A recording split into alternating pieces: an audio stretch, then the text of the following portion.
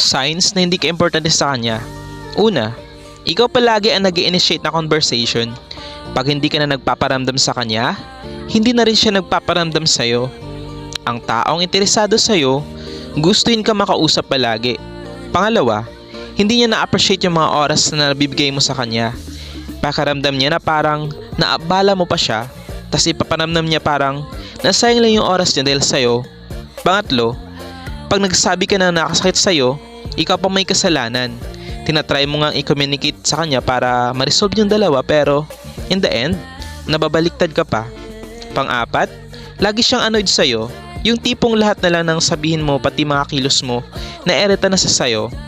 Pang-lima, wala siyang pakialam sa mga naramdaman mo. Parang everything is all about the emotion lang niya ang nagmamatter. Pero yung sayo, hindi. At panghuli, yung lagi kang nagbe-beg for their attention.